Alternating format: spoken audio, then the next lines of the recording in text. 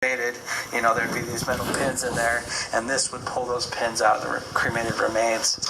So once the cremation's complete, we'll open the main chamber here, and then if you see this roller here, we'll set the broom on the roller, and then we'll kind of go right to the back, and we'll pull the remains out, and then there's a shaft that drops it down into this box. So we'll sweep everything out into that box. It all fits, no problem.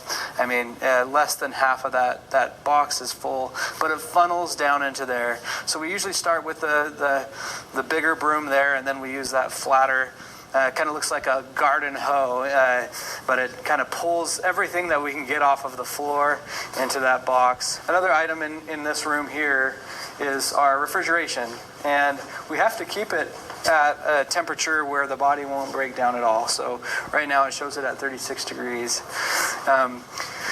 Both this building and our downtown building have a shelving system in our refrigeration, so we can store.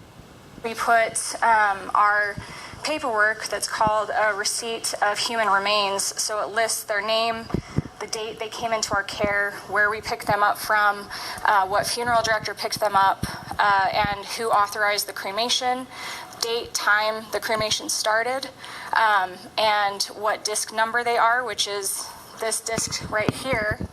And this actually stays with them through the entire process. And at the end is zip-locked or zip-tied to the remains inside the urn.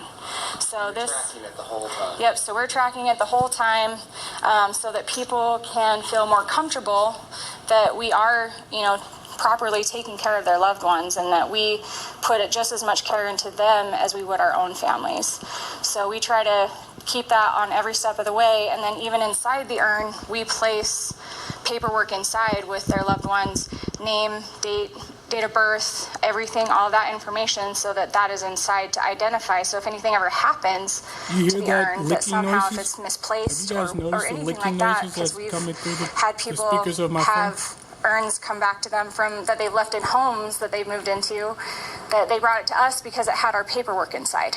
And so then we tried to contact the family from that point. And so that kind of helps. So when someone finds something like that, you at least have something to tell who may be inside.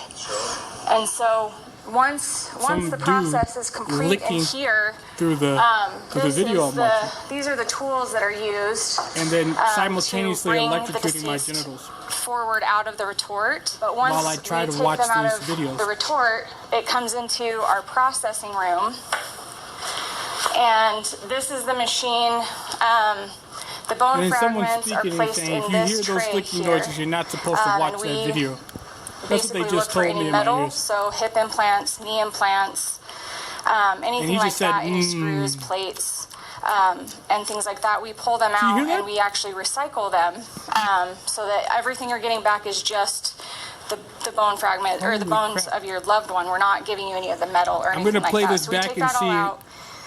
I'm going to turn this off and then play everything I just heard backwards to see if the licking when it noises. comes to cremated remains, and then we just fill That's not whatever supposed to be comes in the down video. to as far as the urn, you know, pendants, urns, things like that.